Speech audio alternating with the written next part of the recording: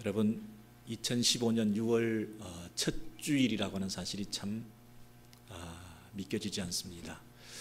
지난 5, 6개월 동안 여러분 어떻게 살아오셨습니까? 하나님과 관계는 더 깊어지고 계십니까? 하나님을 향한 그 예배가 더 진심 어린 참된 예배로 드려지고 계십니까? 우리 가정에서는 그 관계들이, 부부나 또 부자지간이나 모든 관계들이 더 화목하고 더 이해심이 많고 또 깊은 영적 교제가 있는 세상적인 그런 만남이 아니라 하나님을 향해서 함께 손잡고 가는 그런 관계들이 되어가고 있습니까? 어떤 그 부부가 결혼기념일을 맞이하게 되었습니다. 그래서 남편이 이렇게 물었습니다. 당신 이번에 어디를 우리가 한번 같이 가보고 싶어? 어디 한번 같이 가볼까? 그렇게 물었더니 아내가 이렇게 말했습니다. 우리가 추억이 서려 있는 그동안 한동안 가보지 않았던 곳에 내가 가보고 싶어요. 이렇게 아내가 말했습니다. 그러자 남편이 아내의 손목을 붙들고 부엌으로 데리고 갔다는, 자주 가보지 않은 곳이 아내가 부엌이었다고 하는 사실을 남편이 결혼기념일에 일깨워 주었던 것 같습니다. 여러분, 우리가 하나님 앞에 나올 때 누구의 손목에 붙잡혀서 어쩔 수 없이 나오는 사람은 없을 것입니다. 가정주부가 남편을 섬기고 자녀들을 섬기며 그 음식을 만들고 집안일을 하는 것이 부담스럽고 성가신 일이 되어서 의무적으로 하는 그런 섬김이 아니라 그 주방에 들어갈 때에 기쁨으로, 감사함으로, 자원하는 마음으로, 정말 섬기는 마음으로 자녀들을 생각하고 가족 구성원들을 생각하면서 열심히 섬기는 그런 마음으로 해야 되는 것처럼, 우리 예배자들이 하나님 앞에 나아갈 때에, 우리 성도들이 교회에 나와서 하나님을 예배한다고 할 때에 율법적으로, 의무적으로, 마지못해 습관적으로 나올 것이 아니라, 누구 손목에 끌려 억지로 나오는 것이 아니라, 시간이 되었으니까 그저 가보는 데가 아니라 내 마음속에 뜨거움이 있고 간절함이 있고 그 하나님 앞에 나아가는 열망을 가지고 그분 앞에 예배하기 위해서, 진심으로 그분을 만나기 위해서, 그분만을 높여드리기 위해서, 그분을 전적으로 온전히 예배하기 위해서 그런 마음을 가지고 달려나오는 그런 예배가 언젠가부터 우리에게 실종된 것은 아닌가. 자주 가보지 못한 그 주방처럼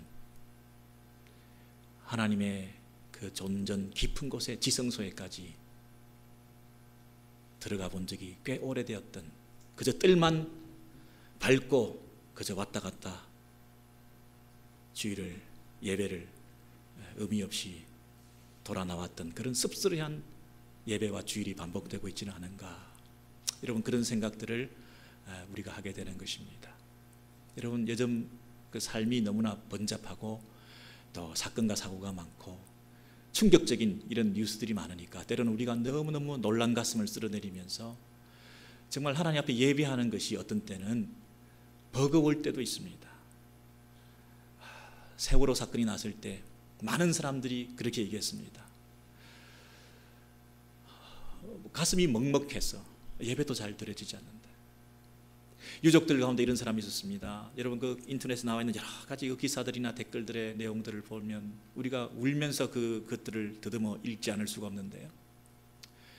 내 아이를 차가운 바다에 묻어놓고 내가 어떻게 한가하게 예배에 나올 수 있단 말인가, 이렇게 말하는 분도 계셨습니다. 또 어떤 분들은 자기가 아무런 상관도 없는데 그저 하나님에 대한 원망, 하나님에 대한 어떤 의구심, 뭔가 해결되지 않은 왜 이런 일이 일어났을까에 대한 그 마음의 부대낌 때문에 예배가 제대로 드려지지 않는다.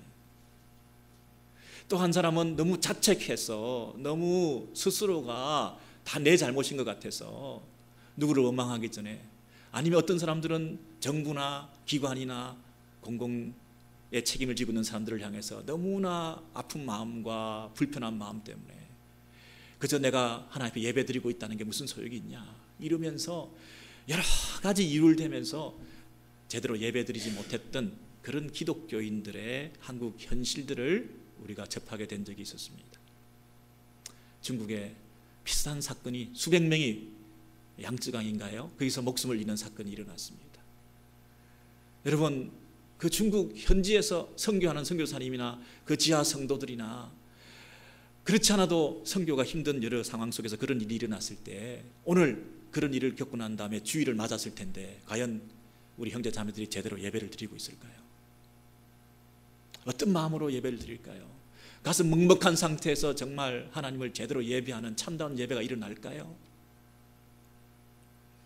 한국의 그 중동에서 온 무슨 그 호흡기 전염 질환 때문에 뭐 다 교회들마다 뭐 마스크도 착용하고 그렇게 예배드리고 대부분 노약자들은 예배 참석하지도 못하고 여러 가지 이유들 때문에 예배에 나오지도 못하는 이런 상황 속에 있는 것이 사실이지 않습니까? 여러분, 오늘 저와 여러분 가운데 어떤 문제, 어떤 시급한 상황이 닥쳤을 때 예배가 가능한가? 정말 이 예배만이 소망인가? 한 가지 할 수 있는 것 있다면 그것은 나의 그분을 향한 예배인가? 여러 가지 많은 일들 중에서 우선순위에서 자꾸 뒤로 밀리는 예배인가? 아니면 그 어떤 것보다 우선해서 드려야 되는 그것이 예배인가? 여러분, 이런 생각들을 하면서 예배에 대해서 우리가 다시 한번 생각해 보지 않을 수가 없는 것입니다.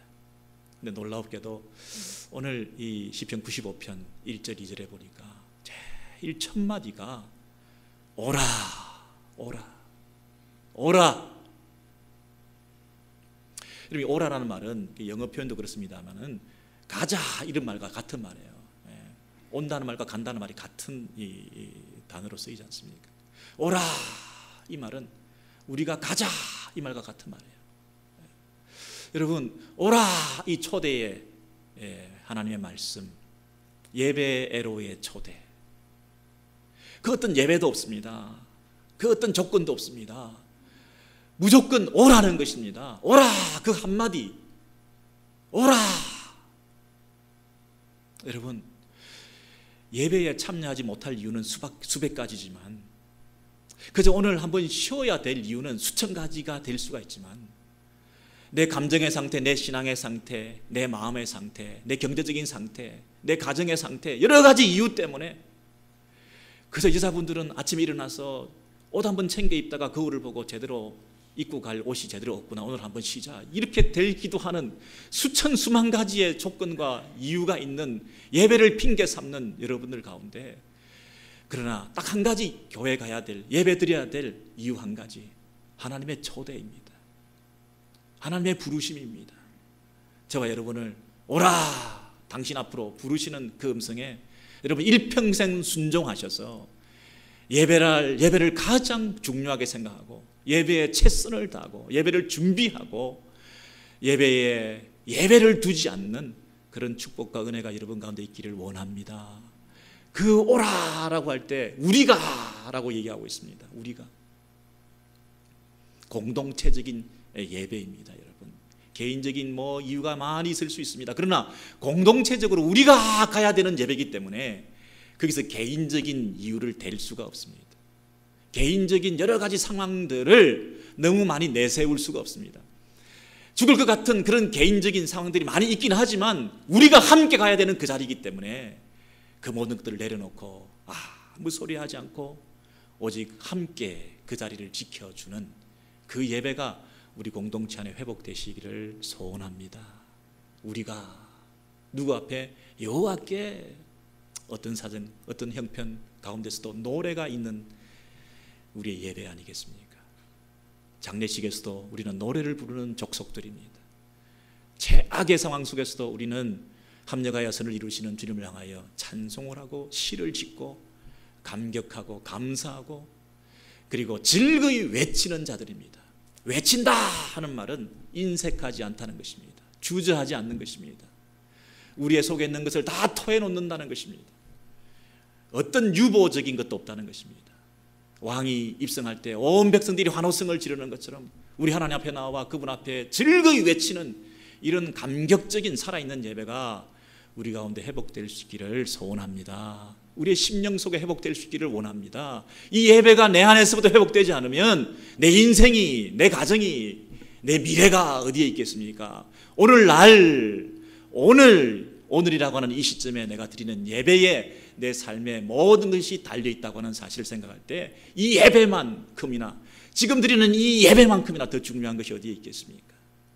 즐거이 감사함으로 그분 앞에 나아가며, 여러분, 이 방향성, 진행성, 역동성, 이 예배라고 하는 것은 그분을 향하여 초점을 맞춰 나아가는 것입니다. 주저앉아 있고 미적미적대고 그것이 예배가 아닙니다. 예배는 그분을 향해서 나아가는 것입니다. 그분 앞에 나아가는 것입니다. 나도 모르게 그분을 향하여 발걸음을 향하는 것입니다. 예배는 벌써 시작되었습니다. 예배당 오기 전부터 그분께 향하여 나아가고 있는, 그 성전을 향하여 순례자들이 그 먼 곳에서부터 나아가는 그런 심정으로 하나님 그분을 향하여 나아가는, 공동체 안에 나오는 이 예배가 살아있는 예배요, 또 우리를 살리는 예배가 될 줄로 믿습니다. 여러분, 이 예배, 우리가 이 예배를 드리게 될 때 그분은 우리의 구원의 반석이 된다고 하는 사실입니다. 흔들렸습니다. 그러나 그분이 우리를 흔들리지 않게 해주신다는 것입니다. 이 땅에서 많은 일들이, 별별 사건들이 우리를 요동하게 만들지만 요동하지 않게 반석 되시는 그분이 우리를 붙들어 주신다는 것입니다. 이 땅에서 현재 삶 가운데 우리는 별별 고통스러운 상황 속에서 마음이 벌벌 떨고 있지만은, 그러나 우리를 영원히 요동하지 않는 구원의 반석 되시는 그분이 우리를 붙잡아 주신다는 사실입니다. 그러므로 우리는 달려갈 곳이 구원의 반석 되시는 그분밖에 없습니다. 우리가 의지하고 바라볼 분이 참된 반석 되시는, 벌벌 떨고 있는 우리들, 요동하고 있는 이 내 마음을 붙잡아 주시는 그 반석 되시는 그분 위에 서는 것 외에 다른 방법이 없다는 것입니다. 예배만이 우리를 그분께 나아오게 만드는 것입니다. 뿐만 아니라 3절 이하에 보시면 우리의 모든 삶을 충분히 책임지고도 남음이 있을 만한 우리의 예배의 대상이 얼마나 크신 분이신가 하는 것을 알 때 우리의 문제들이 참으로 희석되는 것이요, 상대적으로 우리가 가진 문제들이 아무것도 아닌 것을 알게 되는 것입니다. 우리가 모두가 다 함께 어떤 상황 속에서도 하나님 앞에 오라 하는 그 말씀에 순종해서 예배해야 되는 이유는 우리가 가지고 있는 여러 가지 일들이 그 크신 하나님 앞에서는 아무것도 아닐 수가 있기 때문에, 우리의 예배 대상이 얼마나 크신 분이신가를 이해하면 우리가 그분 앞에 나아가지 못할 이유가 아무것도 없다는 사실입니다. 그분이 얼마나 크신가, 여호와는 크신 하나님이시요, 이것이 우리의 입술을 통해서 고백되어지시기를 소원합니다. 여호와는 크신 분이시다. 여호와는 크신 분이시다. 얼마나 크시냐, 모든 신들보다 크신 왕이시기 때문이다. 여러분, 여러 신들이 있다는 다 신론을 얘기하는 게 아니라, 신들 중에 제일 큰 신이라는 게 아니라 소위 인간들이 신들이라고 섬겨 있는 그 우상들, 헛된 신들, 그런 거하고는 차별적으로 비교할 수 없는 유일한 한 분 신밖에 없는데, 그분만이 예배를 받으시고 그분만이 찬양을 받으시기에 합당하신 유일하신 참 하나님을 우리가 믿는다, 그런 뜻입니다.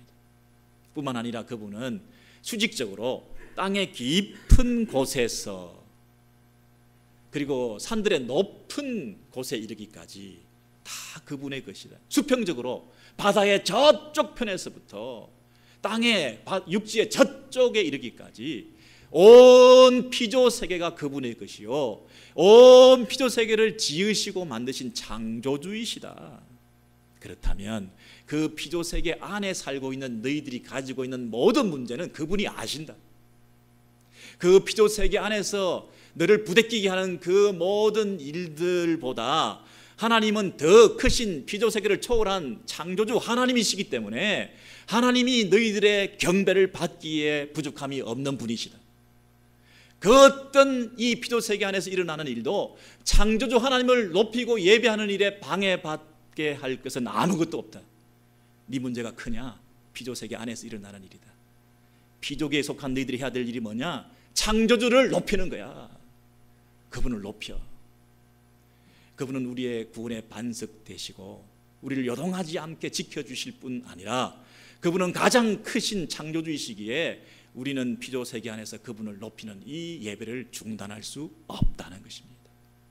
뿐만 아니라 그분이 또 한번 우리를 향하여 오라라고 초대하시고 자신 있게 그분을 예배하라라고 할 만한 이유는 어디 있느냐? 내가 너희들을 만들었기 때문이다, 이렇게 말하죠.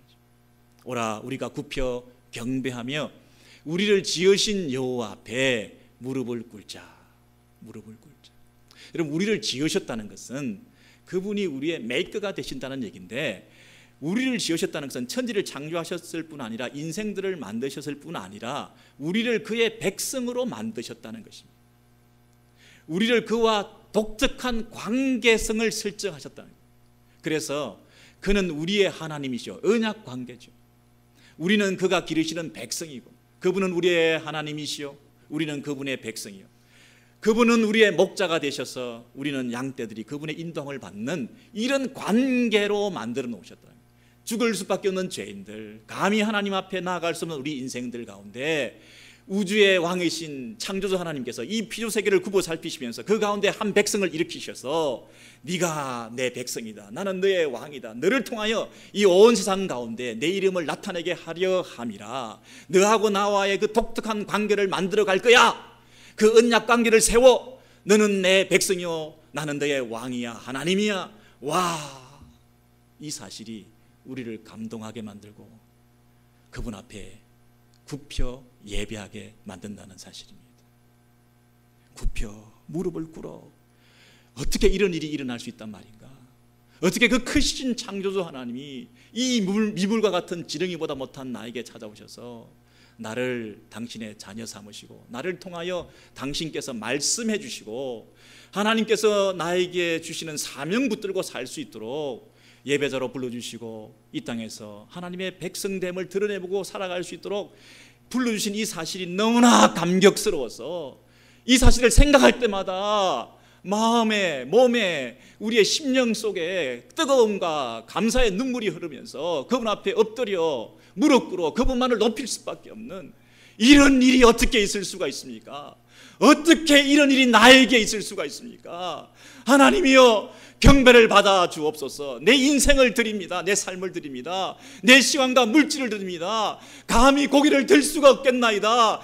머리를 숙여 내가 감히 서 있을 수 없겠나이다. 무릎을 꿇어 최선을 다하여 그분만을 높여드리겠나이다. 나의 예배를 받아주세요. 이 예배가 있을 수밖에 없다는 것이죠. 여러분, 우리는 큰 일을 보면 대단하다, 큰 사람을 보면 멋있다, 긴 걸 보면 만리장성이다, 대단하다, 높은 걸 보면 세계 최고다, 제일 오래된 걸 보면 세계 최고로 오래됐다. 여러분, 그것으로 어떤 때는 놀래기도 하고 와, 경탄하기도 합니다. 그러나 여러분, 어떤 때는 그것보다 더 우리를 마음에서부터 깜짝 경외심을 느끼게 하는 것은 꽃 한 송이를 볼 때입니다. 지극히 작은 건데도 그 속에 우주가 있는 거죠.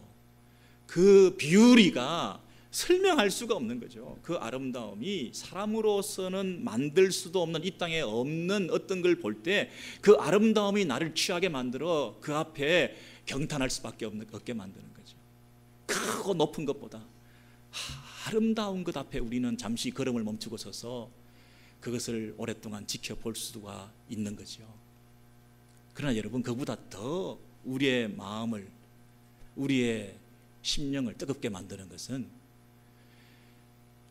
우리를 위해서 희생하셨다고 하는 그 크신 분이 나를 위해서 내려오셔서 낮아지셨다고 하시는, 스스로 자신을 낮추셨다고 하시는, 가장 크신 분이 가장 작게 되셨다고 하는 그 사실, 가장 높으신 그분이 가장 낮아지셨다고 하는 그 사실, 나를 위해서, 그 사실 앞에 우리는 경외심을 가지는 거죠.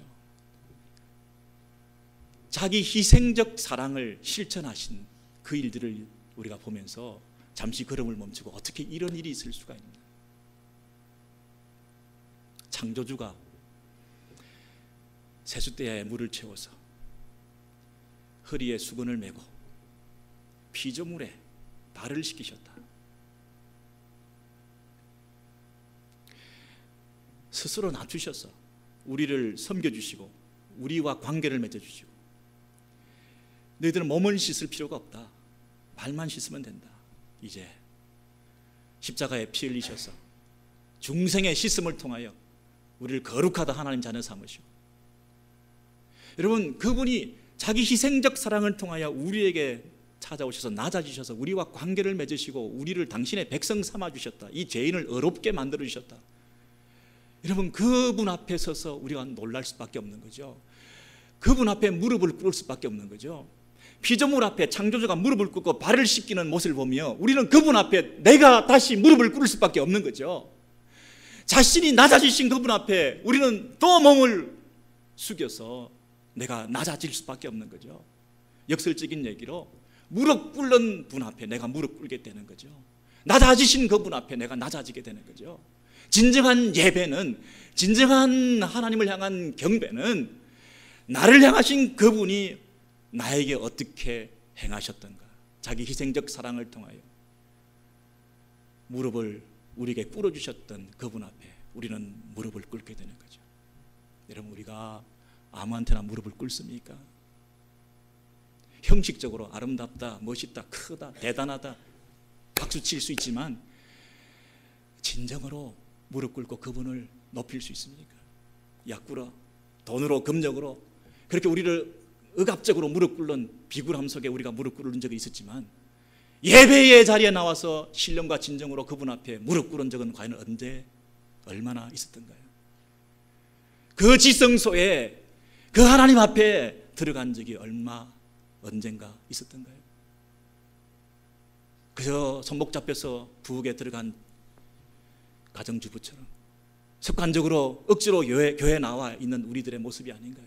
이 자리에 마음에 무릎을 꿇고 신령과 진정으로 그분 앞에, 그분이 계신 그 앞에, 그 하나님 앞에 우리가 과연 얼마나 더 많이 깊이 나아가고 있나요? 참된 예배가 일어나고 있나요?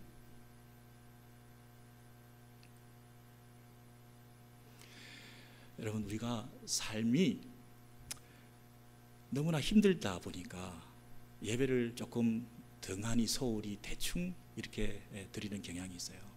그것이 삶을 더 어렵게 만든다는 사실을 우리가 왜 모르던가요? 어떤 사람이 관계에 문제가 있습니다. 그래서 이 관계를 정리해야 되겠다. 너무 힘든 사람이다. 그래서 예배도 제대로 드리지 않는다. 그랬던 사람이 하나님 앞에 나와서 예배를 드렸습니다. 그랬을 때 그 하나님께서 주시는 메시지가 있었습니다. 그래서 그 사람과 나와의 관계로만 생각하던 이 문제를 하나님 앞에서 더 큰 전망을 가지고 그 크신 분 앞에서, 그리고 그 크신 분이 나에게 찾아오셔서 말씀하시는 그 음성을 들으면서 하나님의 마음을 알게 되었을 때 그 마음에서부터 내 태도가 달라지게 되고 그 사람을 대하는 자세가 달라지게 되었습니다. 피해 다니던 사람이 측은하게 생각하게 되고 불쌍하게 생각되어서 내가 오히려 피해 다니는 것이 아니라 그 사람을 만나게 되었습니다.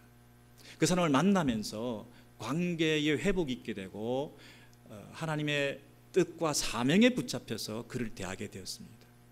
예배가 아니었다면, 예배를 통해서 그분의 음성을 듣지 않았다고 한다면, 그분의 마음이 내 마음과 합해지지 않았다고 한다면 있을 수 없는 일이었습니다. 내가 지금 하고 있는 일이 너무나 힘든 일입니다. 이 일 좀 안 했으면 좋겠다. 관둬야지. 이 언제 관두나. 그렇게만 생각하고 다니던 직장과 일이었습니다. 그런데 예배를 통해서 내 태도가 바뀌었습니다. 내 태도가 바뀐다는 것은 그 태도의 근원인 우리 존재의 핵심, 마음이 바뀌는 것을 말합니다. 사람이 그냥 태도가 바뀌겠습니까? 마음이 바뀌니까 가능하지. 근데 이 마음은 누가 바꾸느냐? 하나님 앞에서 하나님의 마음을 내가 알게 될 때, 그 하나님의 마음이 내 마음이 될 때 이 마음이 바뀌게 되고, 이 마음이 태도가 바뀌게 되고, 사람을 대하는 태도, 일을 대하는 태도가 달라지는 것이죠. 이거 언제 관두나? 이 일 언제 이 직장을 그만두나? 언제 이 집구석을 벗어나나? 그랬던 내가 하나님 앞에서 그 하나님의 마음을, 하나님의 음성을 듣고 난 다음에 그것을 사명으로 알게 되었습니다. 그 직장이 나의 사명의 자리요, 그 일이 하나님께서 맡기신 일이요. 그래서 내 태도가 달라졌습니다. 피해 다니는 사람, 모면하려고 하는 일이 아니라 내가 적극적으로 가서 사명 감당하는 장소가 되었고, 내가 섬겨야 될 대상이 되었기 때문에 내 삶이 달라지게 되었습니다. 예배만이 가능한 것입니다. 그 하나님 앞에 나와 그 하나님이 내 마음을 어루만져 주시고, 하나님의 마음을 내가 알기 위해서 내 마음을 열지 않고서는 일어날 수 없는 삶의 변화가 일어나게 된 것입니다.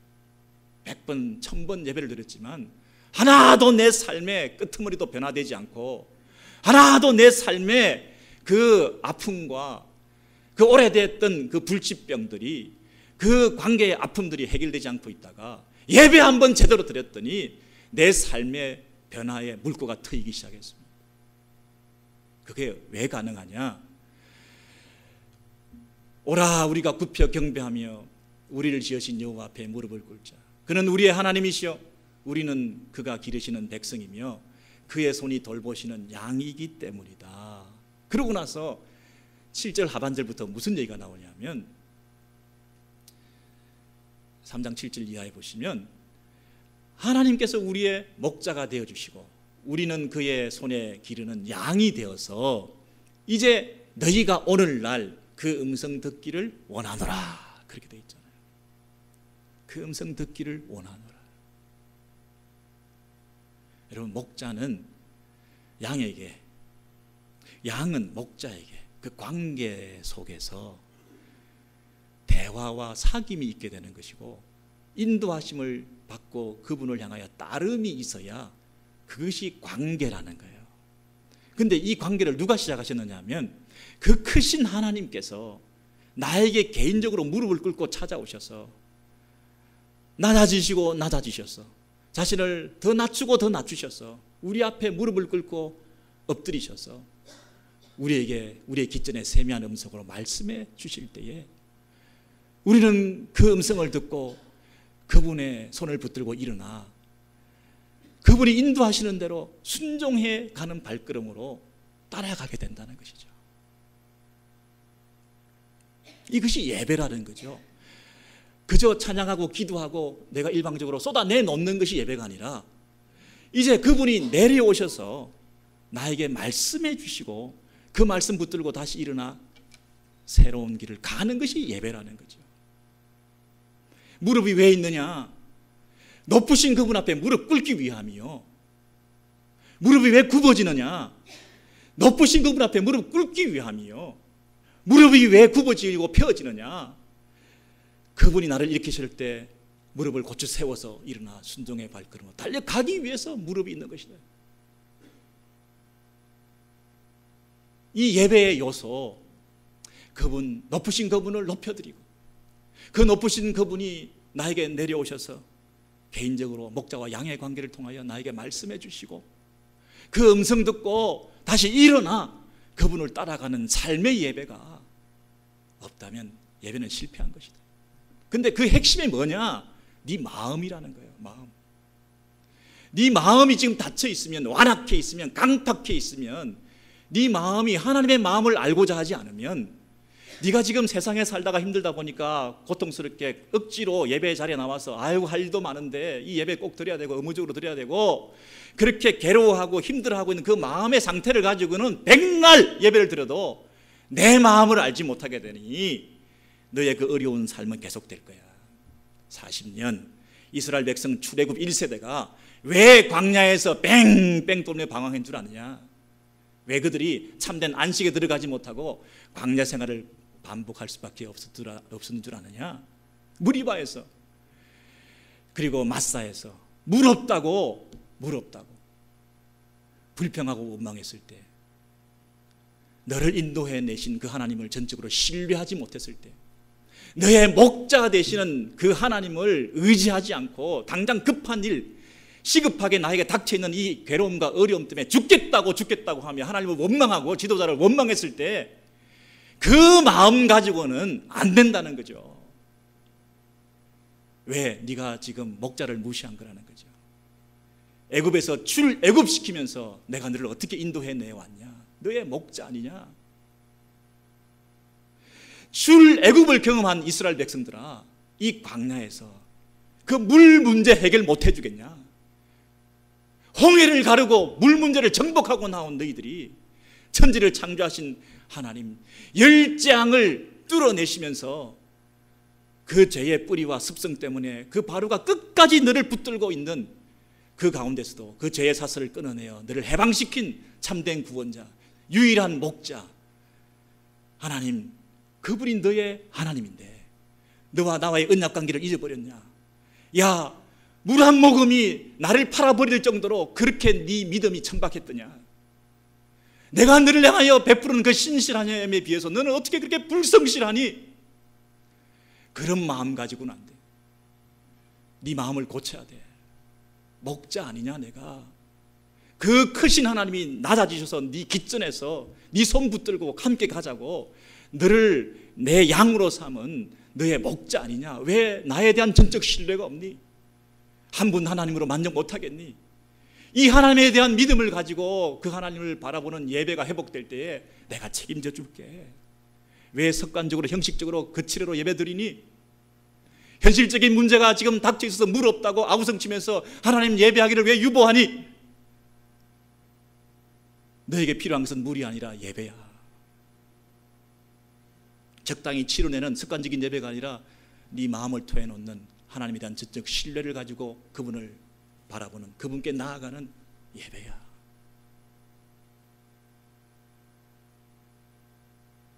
반석 되시는 예수 그리스도, 반석을 치셔서 십자가에서 내리침을 당하면서 물과 피를 쏟으시고 그 피로 우리를 씻어주시고 영원히 살게 하시고 그 물로, 그 생수로 우리를 흡족히 먹이시는 그 예수 그리스도.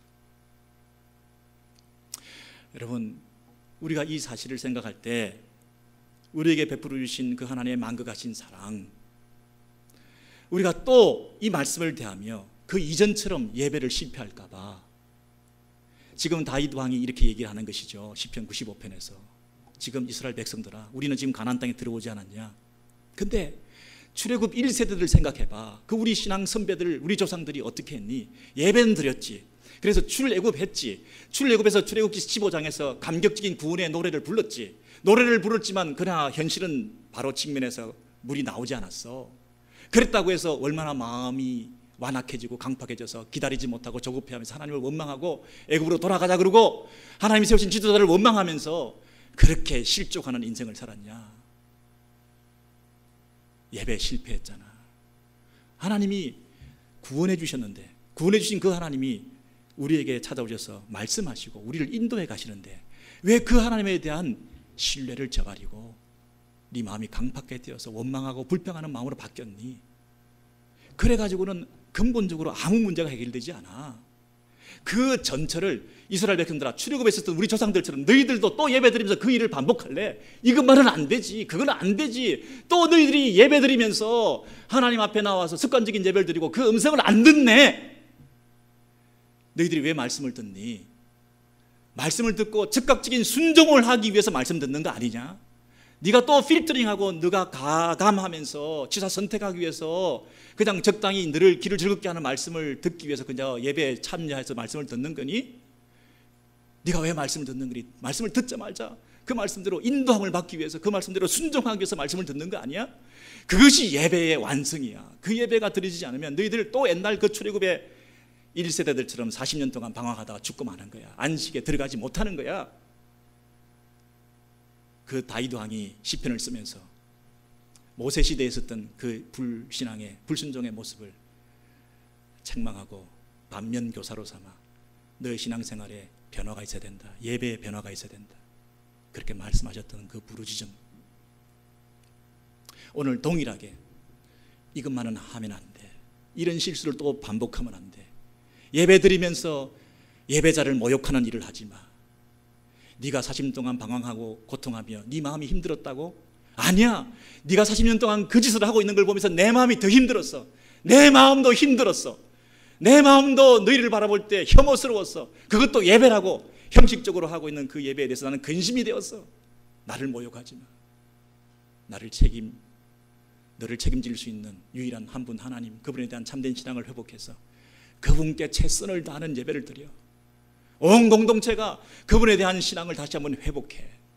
한 사람도 예배 없이 오라 우리가 함께 가서 그 하나님을 개인적인 이유 다 내려놓고 별별 사유 다 내려놓고 별별 내 감정의 상태, 내 신앙 상태, 경제적인 상태, 가정의 상태 별별 이유를 대지 말고 우리 모두가 다 함께 그 크신 하나님을 예배하자. 그리고 그분이 내려오셔서 목자가 되셔서 우리를 인도하시는 그 세미한 음성 듣고 기쁨으로 달려가고 순종하자. 이 예배 한번 드려보지 않겠니? 이 부르심 앞에 반응하시고 순종하시는 우리 공동체 되기를 주의 이름으로 소원합니다.